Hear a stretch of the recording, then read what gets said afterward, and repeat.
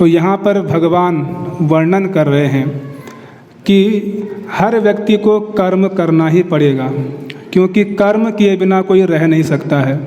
भगवान ने पिछले श्लोकों में वर्णन किया था कि नियतम कुरु कर्म, अपने नियत कर्म को करो। तो व्यक्ति नियत कर्म को क्यों करता है? शरीर के पालन के लिए, इंद्रियों के भोग के लिए।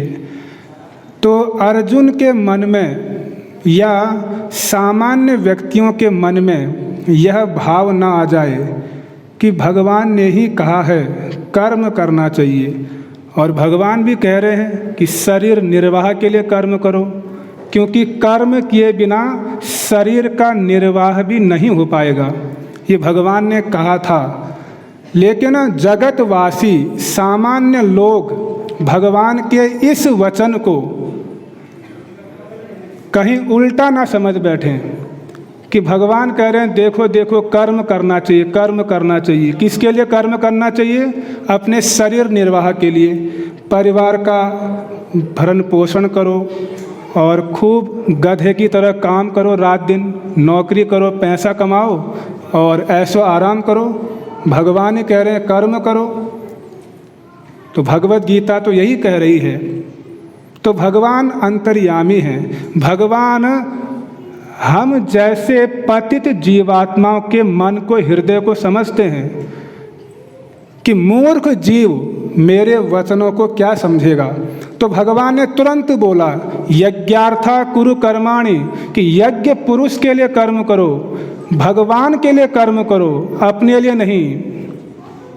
आप जो भी कर्म करोगे भगवान को अर्पित करते हुए करो। और आज के श्लोक में भगवान क्या बतला रहे हैं? आज के श्लोक में भगवान कहते हैं कि वेदों के अनुसार कर्म करो। शास्त्र, वेद ही एकमात्र प्रमाण है। वेदों में क्या करना चाहिए, क्या नहीं करना चाहिए, उसको जानकर, उसको सुनकर तब कर्म करो। अपने मन से, मनमाने ढंग से कर्म मत करो। ये भगवान कह रहे हैं आज के श्लोक में। कर्म तो करो, लेकिन कैसे करो? वेदों के अनुसार। वेदों के अनुसार कर्म करना है। वेद क्या है? वेद साक्षात नारायण है, यानी भगवान के श्वास से वेद प्रकट हुए हैं। वेद जो है सुप्रीम अथॉरिटी है। मनुष्य समाज के लिए वेद ही एकमात्र प्रमाण है। धर्म और अधर्म का निर्णय कौन करेगा? वेद करेंगे कि क्या धर्म है और क्या अधर्म है, क्या करना चाहिए, क्या नहीं करना चाहिए, कैसा कर्म करेंगे और कैसा कर्म नहीं करेंगे। इन सब विचारों को वेदों में बताया गया। वेद अर्थात शास्त्र, शास्त्र ही एकमात्र प्रमाण है। जैसे सामान्य जीवन में भी हम देखते हैं, आप भारतवर्ष में रहते हो, तो भारतवर्ष में अगर आप रहते हो तो भारत का भी एक संविधान है कि नहीं? संविधान। तो संविधान के नियम को आप क्या करते हो? फॉलो करते हो। यदि आप संविधान के विरुद्ध जाओगे, भारत में जो कानून के नियम बने हैं उनके विरुद्ध अगर आप चलोगे तो आप अपराधी कहलाओगे और आपको दंड दिया जाएगा। कानून के द्वारा आपको क्या किया जाएगा? दंडित किया जाएगा, आपको जेल में भेजा जाएगा। एक अच्छे नागरिक आप कब कहलाएंगे? जब कानून व्यवस्था को आप क्या करते हो? फॉलो करते हो। संविधान के अनुसार जब आप चलते हो तभी आप एक अच्छे नागरिक कहलाते हो। तो हमको किसी न किसी उच्च अधिकारियों की बात को मानना ही पड़ता है। अगर नहीं मानोगे तो दंडित किए जाओगे। जैसे आप गाड़ी चलाते हो, तो सड़क पर आप गाड़ी चला रहे हो तो उसके भी कुछ नियम बनाए गए हैं। ऐसा नहीं कि आपने रेड लाइट को क्रॉस कर दिया और बाद में कह रहे हमें पता ही नहीं था। लाल बत्ती को पार करने का मतलब क्या है? समझते हो क्या होता है? चालान कट जाएगा। यानी आप कानून के विरुद्ध जा रहे हो, सड़क के जो नियम बने हैं उनके विरुद्ध जा रहे हो आप। सड़क में भी आपको नियम मानने पड़ते हैं। गाड़ी चलाने के लिए भी क्या चाहिए, कुछ नियम कानून है कि नहीं है, या मन मर्जी से चलते हो? तो मन मर्जी से कोई काम नहीं होता है, कुछ नियम होते हैं। और नियम कौन बनाते हैं? श्रेष्ठ अधिकारी जो उच्च पद पर आसीन है, वो नियम बनाते हैं। तो गाड़ी चलाने के कुछ नियम, या कोई फैक्ट्री आप खोलते हो, उसको खोलने के भी कुछ नियम हैं, कुछ कानून के दायरे में आप चलोगे। अगर कानून को नहीं मानोगे तो अपराधी कहलाओगे। तो कोई व्यक्ति यह बोले, गाड़ी चला रहा है सड़क में और चल रहा है, बस बेवकूफ़ों की तरह चल रहा है, अज्ञानता में, उसको न रेड लाइट की जानकारी है न ग्रीन लाइट की, चले जा रहा है। ऐसे व्यक्ति को आप क्या बोलोगे? क्या बोलेंगे ऐसे व्यक्ति को? मूर्ख बोलेंगे ना। तो अज्ञानता में जा रहा है और दंडित होगा ऐसा व्यक्ति। मतलब क्या कि जैसे भारत का एक नियम, संविधान है, कानून है, उसके अनुसार आपको चलना पड़ता है। अगर उस संविधान की, उस कानून की आपको जानकारी नहीं है तो गलती किसकी है? गलती किसकी है? जोर से बोलिए। क्योंकि सरकार ने तो कई उपाय, कई माध्यम बना रखे हैं जानकारी के लिए। यदि आप उस जानकारी को नहीं पढ़ते हो, नहीं सुनते हो, तो दोष किसका है? हमारा ही है। तो उसी प्रकार विश्व ब्रह्मांड की जो सरकार है वो भगवान की सरकार है। भगवान ने इस विश्व ब्रह्मांड के लिए कानून बना रखा है, एक लॉ बना रखा है। भगवान का नियम, जैसे भारत में भारत सरकार का नियम, उसी प्रकार इस भौतिक संसार में भगवान का नियम चलता है, भगवान का कानून है। और भगवान की कानून की जानकारी वेदों में दिया गया है, भगवत गीता में दिया गया है। गीता, वेद, पुराण, उपनिषद, ये हमारे वैदिक शास्त्र हैं। इन सब ग्रंथों में बताया गया कि आपको क्या करना चाहिए, कैसे जीवन को जीना चाहिए और कैसा कर्म करना चाहिए जिससे आपको दंडित ना होना पड़े। इन सब विषयों की जानकारी वेदों में दिया गया है। और जिसने वेद पढ़े ही नहीं, जिसने शास्त्रों को पढ़ा ही नहीं, सुना ही नहीं और कर्म किए जा रहा है, तो ऐसे व्यक्ति को क्या बोलेंगे आप? क्या बोलेंगे? मूर्ख बोलेंगे, अज्ञानता। कर्म कर रहा है, क्यों कर रहा हूँ, क्या होगा इससे, कुछ पता नहीं, क्या उद्देश्य है यह भी पता नहीं।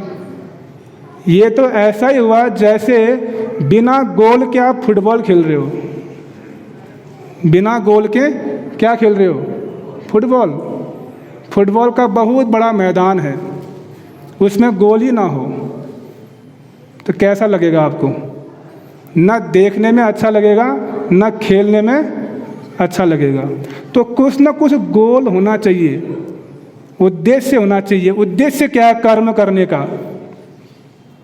क्या खाना, पीना, सोना और संतान उत्पत्ति करना, क्या यही उद्देश्य है? ये तो जानवर भी कर रहे हैं, जानवर भी तो यही कर रहे हैं। पशु भी खाता है, हम भी खा रहे हैं। पशु भी सो रहा है, हम भी सो रहे हैं। एक जानवर भी क्या करता है? अपना बचाव कर लेता है, और हम भी करते हैं। एक जानवर संतान उत्पत्ति कर लेता है और हम भी कर लेते हैं। कौन सी बड़ी बात है? जानवर तो हमसे आगे इन चीज़ों में। भालू 6 महीने सोता है, आप नहीं सो सकते इतना। सोने के मामले में भालू हमसे आगे है। खाने के मामले में हाथी हमसे आगे है, कितना खा जाता है। बचाव शक्तिशाली, शेर देखो, टाइगर कितना बलशाली है। तो पशु तो हमसे आगे हैं इन चीज़ों में। तो हम में ऐसा क्या गुण है जो हम पशुओं से भिन्न बनते हैं? इसीलिए वेदों ने कहा, वेदांत में बताया गया, अथा तो ब्रह्म जिज्ञासा। वेदों ने कहा भाई अब आप इंसान बन गए हो। क्या बन गए हो? मनुष्य, पशु नहीं हो।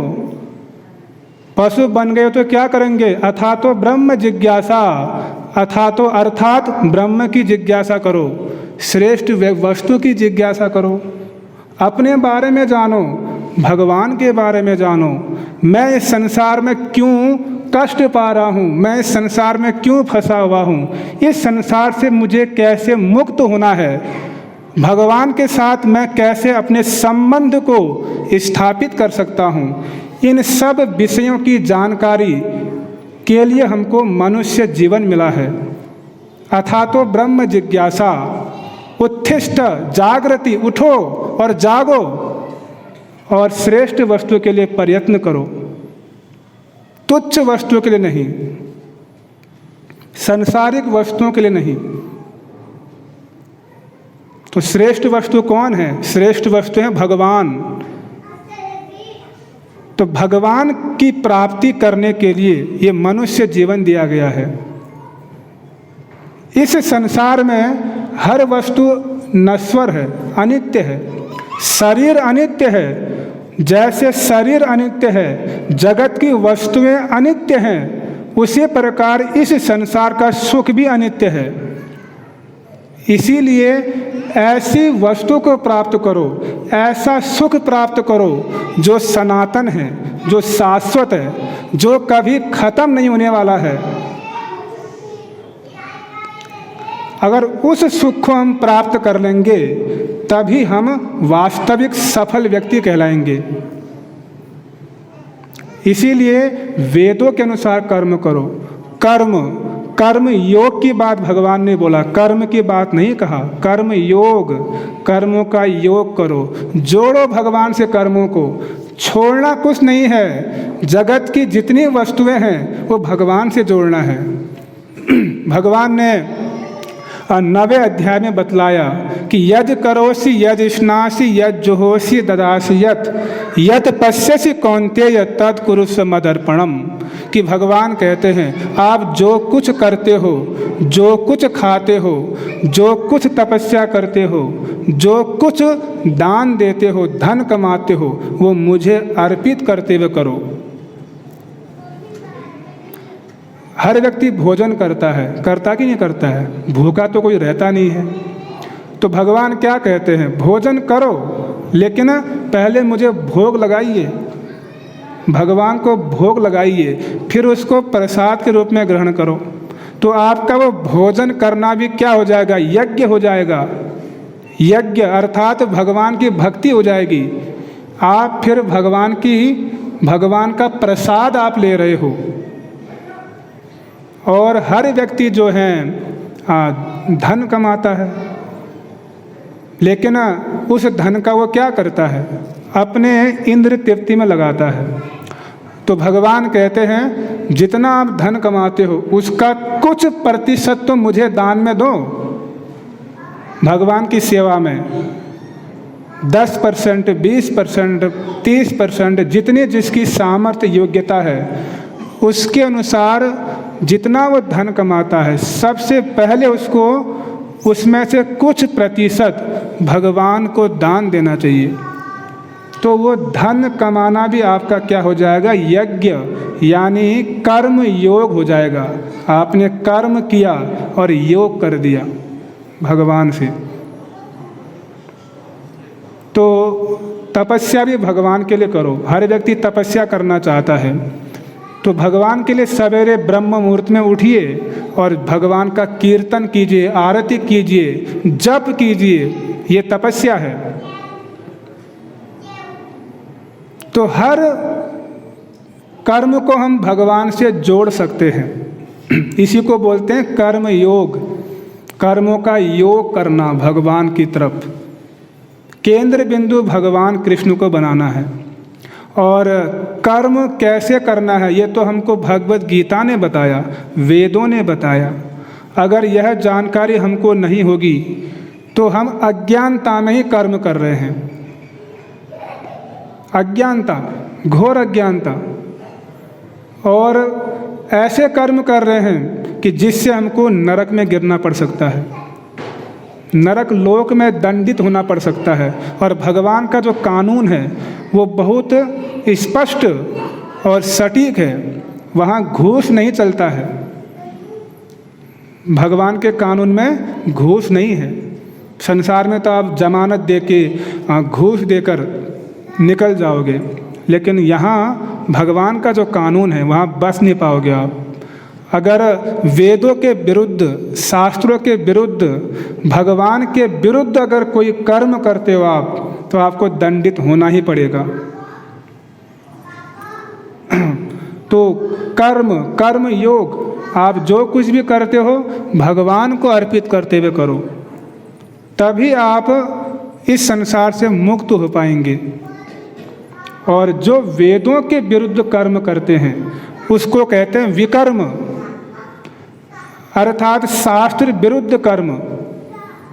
जिन कर्मों को निषेध किया गया, ये नहीं करना चाहिए, जैसे शास्त्र कहता है कि मांस नहीं खाना चाहिए, जीव हिंसा नहीं करनी चाहिए, बकरी को नहीं काटना चाहिए, मुर्गा अंडा नहीं खाना चाहिए, ये कौन कह रहा है? वेद कह रहा है।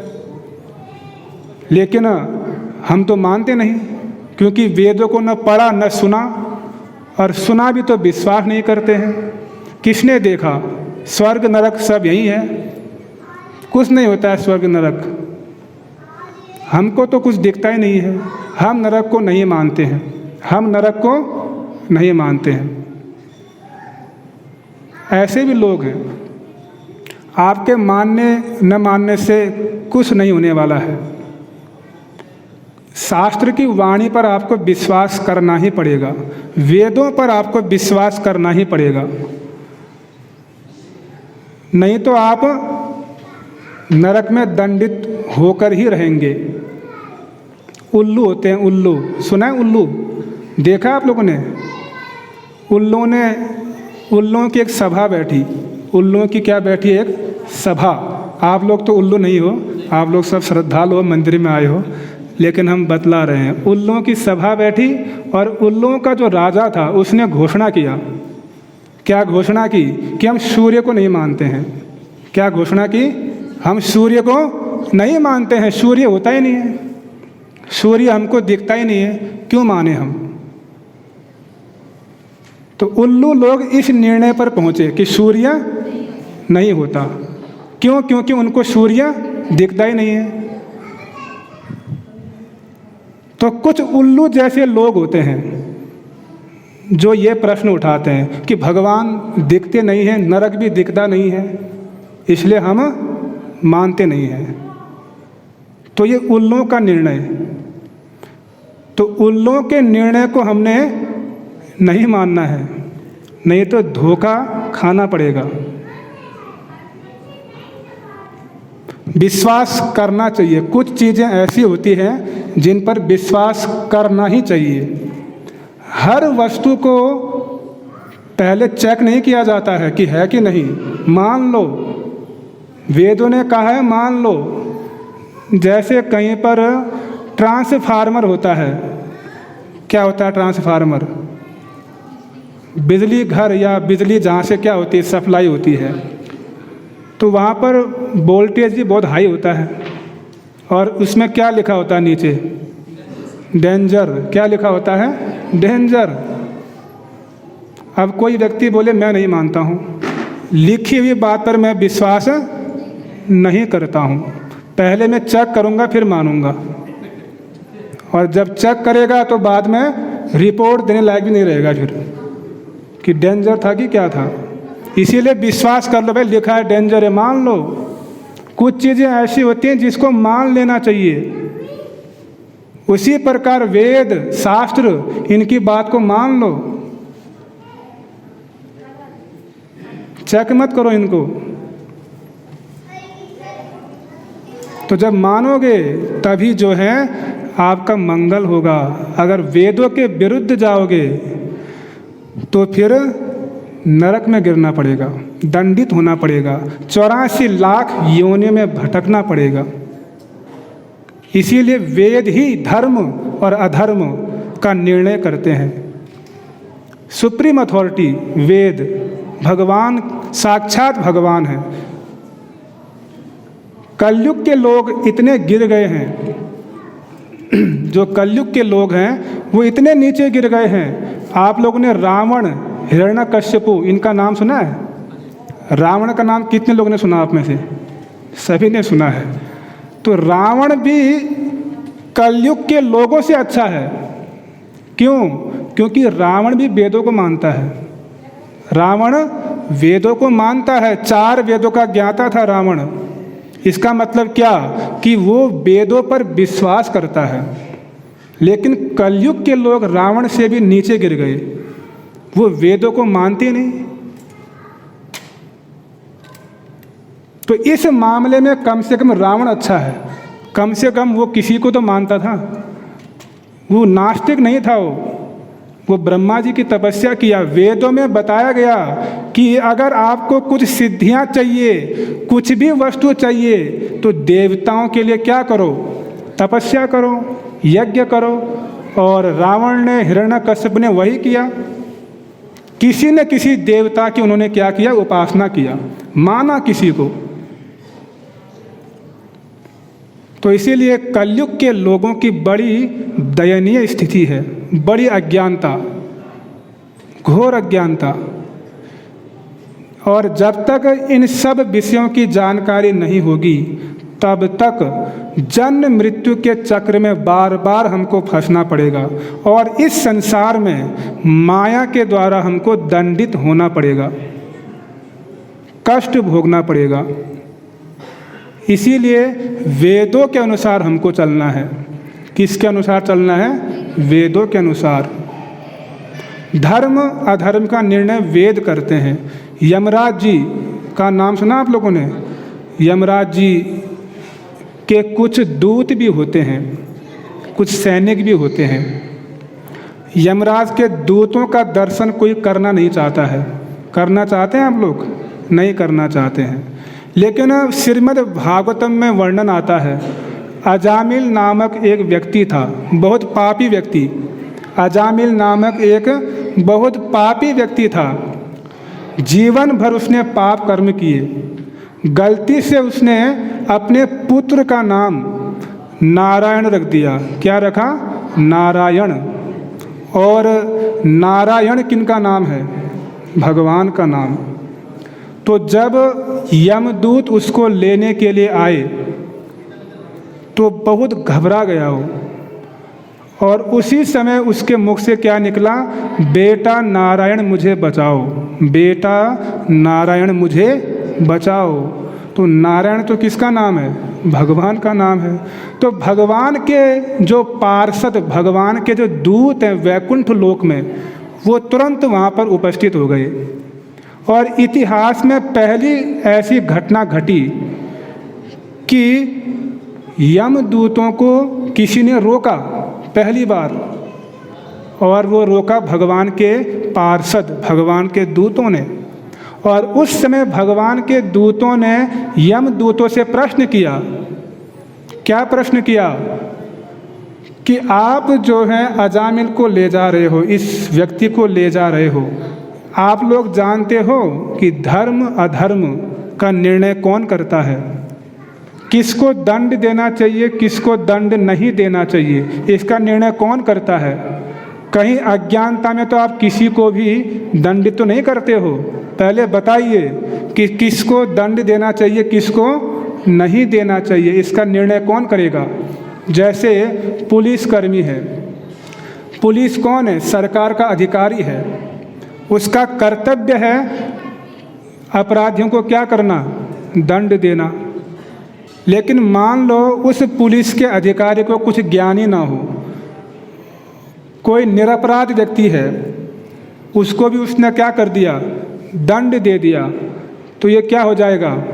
बहुत अनुचित हो जाएगा।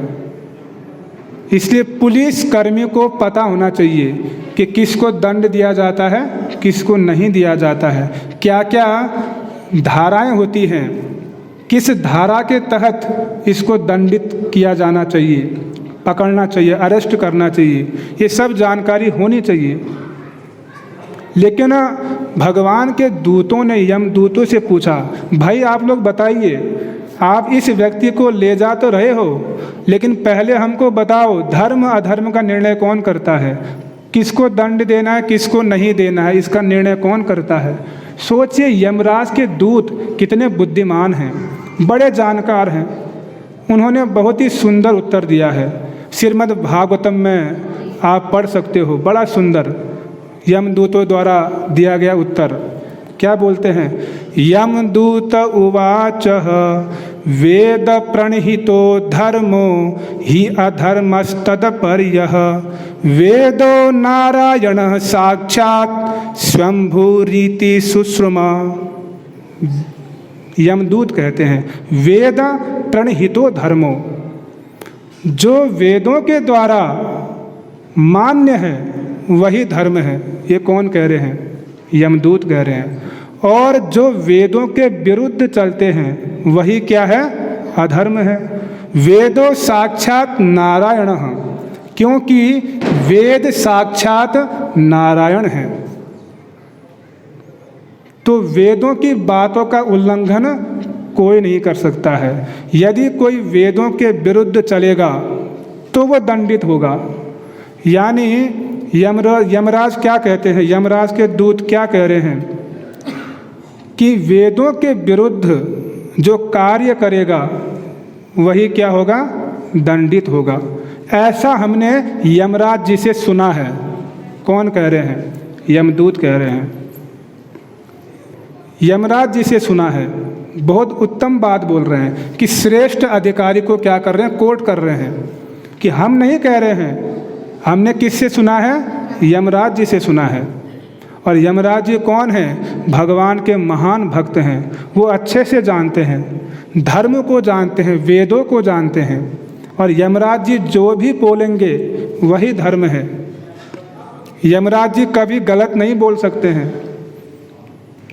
तो इसीलिए यमदूत भी जो हैं वेदों को कोट करते हैं। और जो वेदों को नहीं मानते हैं वो सब नास्तिक हैं। वो सब क्या है, नास्तिक। चैतन्य महाप्रभु ने ये वचन कहा है,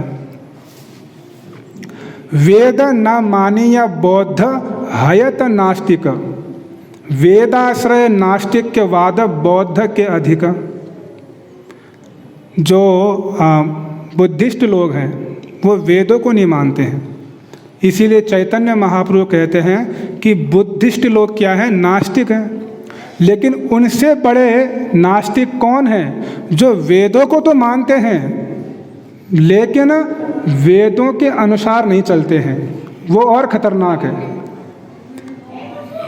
वो तो पहचानने में आ जाएंगे, चलो ये बुद्धिस्ट है, ये नास्तिक है। लेकिन वो और खतरनाक है जो कहता है मैं वेदों को मानता हूँ, लेकिन वेदों में जो कहा गया उसको नहीं मानता है।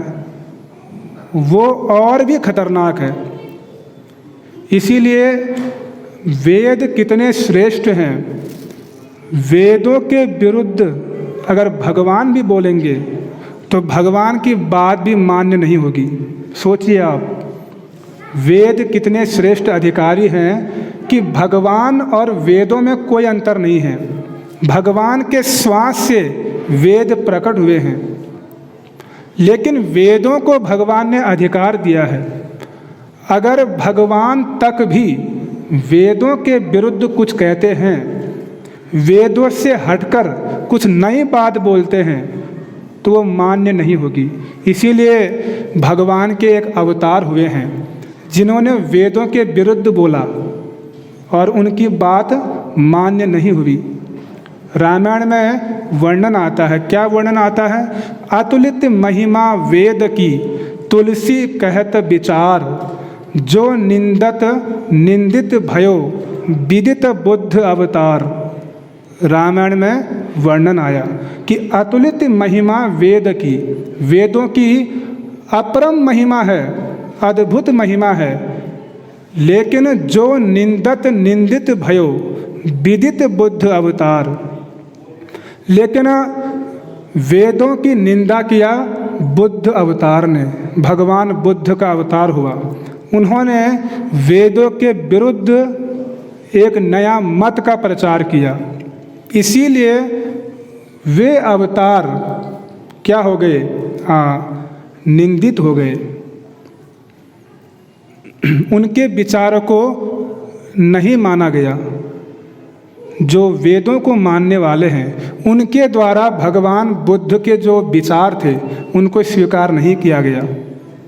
भगवान बुद्ध को तो स्वीकार किया गया, केशव धृत बुद्ध शरीर जय जगदीश हरे।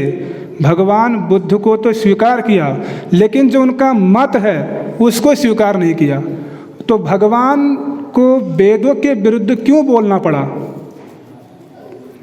उसका भी कारण है, क्योंकि जिस समय भगवान बुद्ध का अवतार हुआ उस समय समाज में लोग क्या करते थे, वेदों के नाम पर खूब पशु बलि कर रहे हैं, जानवरों की हत्या कर रहे हैं, पशुओं को मार के खा रहे हैं। क्यों खा रहे हैं? वेदों ने कहा है, वेदों में दिया गया है। तो अपनी बात को पुष्ट करने के लिए वेदों को क्या कर रहे हैं, वो लोग प्रमाण दे रहे हैं उस समय समाज में। तो भगवान ने विचार किया कि ये तो बहुत अहित हो रहा है, लोग वेदों की आड़ पर जो हैं इतनी बड़ी जीव हिंसा कर रहे हैं। तो भगवान बुद्ध के रूप में आए और उन्होंने कहा वेदों को मत मानो। क्या मानो? अहिंसा परमो धर्मः, हिंसा नहीं करना ही क्या है, श्रेष्ठ धर्म है। तो उस समय के लिए उन्होंने देश काल परिस्थिति के अनुसार वह ज्ञान दिया। भाई पहले हिंसा करना तो छोड़ो, फिर बाकी बात आगे करेंगे। तो भगवान बुद्ध को इसलिए आना पड़ा और वेदों को नकारना पड़ा ताकि लोग मिसयूज ना करें। और तब जाके पशु हत्या, पशु बलि बंद हुई और लोगों ने कौन सा मार्ग अपनाया? अहिंसा का मार्ग। तो इसीलिए बुद्ध भगवान जब वेदों के विरुद्ध बोले तो वो उपदेश हमारे लिए मान्य नहीं है। वो उस समय उन लोगों के लिए मान्य था, लेकिन हमारे लिए किन का उपदेश मान्य है? भगवान कृष्ण का उपदेश, भगवत गीता हमारे लिए मान्य है। इसीलिए वेद विरुद्ध कोई भी बात स्वीकार नहीं होगी। और वेदों का जो लक्ष्य है वो क्या है? वेद क्या बताते हैं? भगवान ने गीता में कहा वेदेश्च सर्वेर अहमेव वेद्यो वेदांत कृत वेद विदेह चाहम। भगवान बोलते हैं कि जो वेदों का लक्ष्य है वो मुझे ही जानना है, वो मुझे ही प्राप्त करना है। तो वेदों को अगर आप टटोलोगे तो निष्कर्ष यही निकलेगा कि भगवान कृष्ण की प्राप्ति, उनकी भक्ति करना ही वेदों का एकमात्र लक्ष्य है। वेदांत कृत वेद विदेह चाहम, भगवान बोलते हैं पितामहस्य जगतो माता धाता पितामह वेद्यम पवित्र ओमकार ऋक्साम यजुरेवच। भगवान के वचन कि वेद भगवान को जानने के लिए ही हैं। वेद कोई नई बात नहीं बता रहे हैं।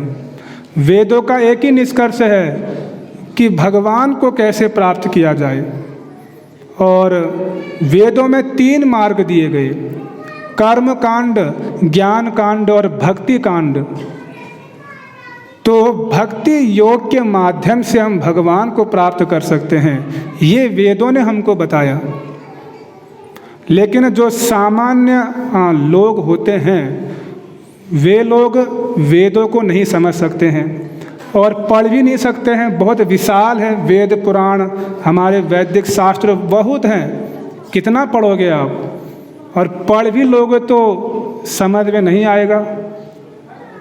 इसीलिए जो आचार्य होते हैं, जो महापुरुष होते हैं, जो संत होते हैं, वैष्णव होते हैं, उनके अनुगत्य में हम क्या कर सकते हैं? इन वेदों को समझ सकते हैं। इसीलिए रामायण में एक वचन आता है कि पावन पर्वत वेद पुराना राम कथा रुचिकर नाना।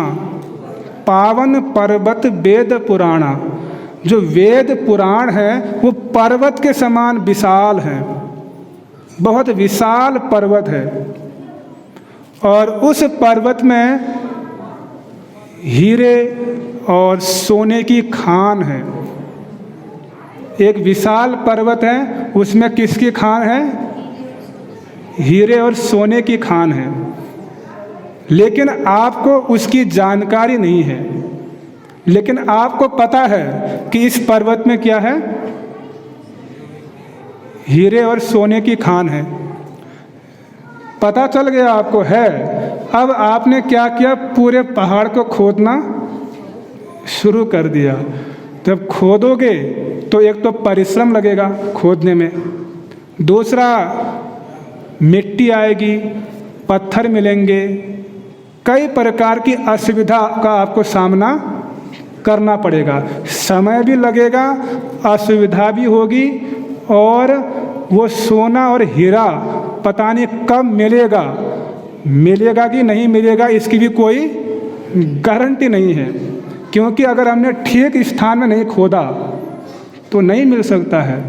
लेकिन जो बुद्धिमान है, अगर किसी को जानकारी है कि इसी स्थान में हीरा और मोती है और उसने पहले से निकाल के तैयार करके आपको दिखा दिया है, दे रहा है, तो हमको उसकी वो चीज़ को क्या करना चाहिए? स्वीकार कर लेना चाहिए। तो वेद पुराण पहाड़ के समान, इसमें कर्म, ज्ञान, योग कितने मार्ग हैं, लेकिन जो इसमें हीरा है वो भक्ति योग है। उसको ढूंढना आसान नहीं है, लेकिन जो मर्मी सज्जन सुमति कुदारी, जो भगवान के भक्त होते हैं, जो महापुरुष हैं, जो संत आचार्य हैं, वो वेद पुराण की पहाड़ को खोद के क्या निकाले हैं? भक्ति को दिए हैं कि ये जो है, इस मार्ग को आप क्या करो? अपनाओ, और इससे आप इस संसार से मुक्त हो पाओगे। तो जब संतों ने, आचार्यों ने, महापुरुषों ने जब मूल वस्तु वेद पुराण रूपी पहाड़ से खोद कर हमको दे दी है, तो फिर हम व्यर्थ में क्यों अलग से इतने वेद पुराणों को पढ़ें? जब मूल वस्तु हमको मिल गई है तो उसको चुपचाप क्या कर लो? स्वीकार कर लो। इससे क्या होगा? हम तीव्रता से, बिना परिश्रम किए भगवत प्राप्ति कर लेंगे। लेकिन भगवान ने एक सुंदर वचन भगवत गीता में बोला। प्रश्न उठता है कि हम वेदों को क्यों माने, शास्त्र क्यों माने? बिना वेदों के आधार पर हम क्यों नहीं कर्म कर सकते हैं?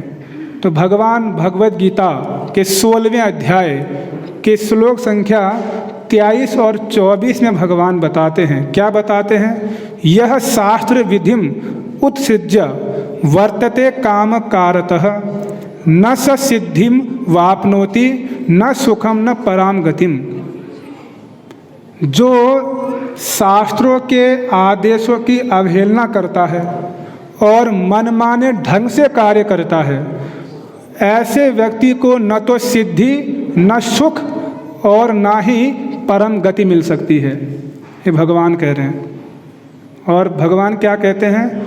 तस्मात् शास्त्रम प्रमाणम ते कार्य व्यवस्थितो ज्ञात्वा शास्त्र विधानोक्तम कर्म कर्तुम अर्हसि। भगवान कहते हैं, अतएव मनुष्य को जानना चाहिए कि शास्त्र के अनुसार क्या करना है, क्या नहीं करना है। इसको अच्छे से जान लेना चाहिए। अगर वह शास्त्र विधि के अनुसार कर्म करेगा तो निश्चित रूप से वह मुक्ति को प्राप्त करेगा। तो इसीलिए हमको वेद के अनुसार, शास्त्रों के अनुसार कर्म करना चाहिए। भगवान ने खुद ही बोल दिया कि शास्त्र विरुद्ध अगर आप कोई कर्म करते हो, शास्त्रों की अवहेलना करके कोई कर्म करते हो, तो आपको न तो सुख मिलेगा, न सिद्धि मिलेगी, न परम गति प्राप्त होगी। इसीलिए हम लोग बड़ी सावधानी पूर्वक शास्त्रों के अनुसार, आचार्यों के अनुसार, वेदों के अनुसार हमको क्या करना चाहिए? कर्म करना चाहिए। तो वेदों की तात्पर्य को, शास्त्रों के सिद्धांत को साधु और आचार्यों से हमको समझना चाहिए। प्रोफेसर, दार्शनिक, वैज्ञानिक और तथाकथित राजनीतिज्ञ, ऐसे लोगों से हमको धर्म शास्त्र की बात न सुननी है न समझना है, क्योंकि उनका वो विषय है ही नहीं। धर्म का निर्णय वेद और साधु करेंगे। अगर राजनीतिज्ञ और प्रोफेसर, वैज्ञानिक, बड़े बड़े तथाकथित बुद्धिजीवी अगर धर्म के विषय में कुछ बोलने का साहस करेंगे तो उनका वो ज्ञान केवल अज्ञानता का ही परिचय है। इसीलिए साधु आचार्य से ही हमको ये सब विषय समझने होंगे। जैसे गांधी जी बहुत बड़े राजनीतिज्ञ हुए हैं और देशभक्ति भी हुए हैं, लेकिन उन्होंने एक बहुत बड़ा साहस किया गीता पर अपने विचार देने का। और भगवत गीता का जो प्रथम श्लोक है, धर्म क्षेत्रे कुरुक्षेत्रे समवेता युत्सवः मामकाः पांडवा श्रेव किम कुर्वत संजया, ये भगवत गीता का पहला श्लोक, कि धर्म क्षेत्र कुरुक्षेत्र में युद्ध भूमि से युद्ध भूमि के लिए एकत्रित हुए मेरे और पांडु पुत्रों ने क्या किया, ये भगवत गीता स्पष्ट रूप में कह रही है। लेकिन गांधी जी क्या लिखते हैं कि कुरुक्षेत्र धर्म क्षेत्र नाम का कोई स्थान ही नहीं है। ये कुरुक्षेत्र ये शरीर है, ऐसी वो व्याख्या कर रहे हैं, जबकि धर्म क्षेत्र कुरुक्षेत्र एक स्थान है और वहाँ पर महाभारत का युद्ध होना है। इसीलिए प्रमाणेर मध्य श्रुति प्रमाण प्रधान, श्रुति ये मुख्यार्थ कहे स्यई प्रमाण। तो वेदों के यथार्थ अर्थों को हमको स्वीकार करना चाहिए। साधु महापुरुष के अनुसार हमको समझना चाहिए। तो समय हो चुका है, किसी का कोई प्रश्न हो तो कर सकते हो आप में से। किसी के मन में कोई प्रश्न, जिज्ञासा, 2 मिनट और लेंगे हम अगर आप चाहो तो।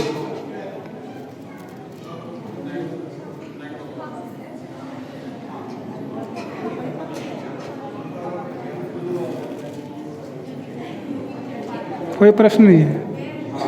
ठीक है, सब लोग विद्वान लोग हैं, कोई प्रश्न नहीं है। धन्यवाद आप लोगों का। आप लोगों ने बहुत धैर्यपूर्वक श्रवण किया। तो आप लोगों से निवेदन है कि वेदों के अनुसार कर्म करो। और कलयुग में केवल भगवान के नाम का जप और कीर्तन करने से हम इस संसार से मुक्त हो सकते हैं। तो वेद हमको यह निर्देश देते हैं कि यदि इस कलयुग में आपको इस जन्म मृत्यु के चक्र से छूटना है तो संकीर्तन यज्ञ यानी भगवान के नामों का कीर्तन और जप करो।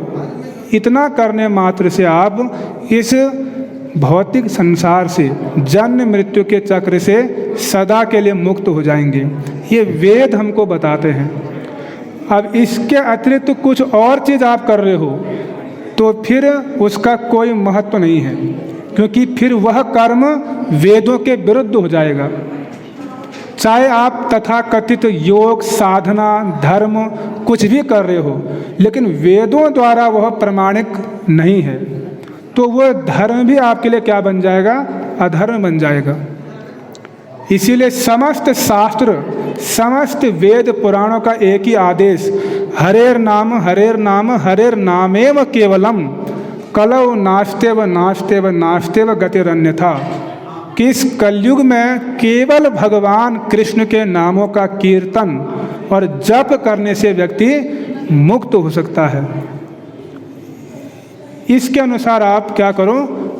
कर्म करो, यानी भक्ति करो, भगवान के नामों का कीर्तन जप करो। इतना करने से आप वेदों के अनुसार क्या कर रहे हो? फिर कर्म कर रहे हो और संसार से मुक्त हो जाओगे। हरे कृष्णा। तो बहुत बहुत धन्यवाद, आप लोगों ने इतने धैर्यपूर्वक श्रवण किया। सभी लोग बोलिए हरे कृष्णा हरे कृष्णा कृष्ण कृष्ण हरे हरे हरे राम राम राम हरे हरे। ग्रंथराज श्रीमद् भगवद गीता की, जगत गुरु शील प्रभुपाद की, श्री श्री राधा पार्थ सारथी जी की, श्री श्री सीताराम लक्ष्मण हनुमान की, श्री श्री गौर निताय भगवान की। हरे कृष्ण।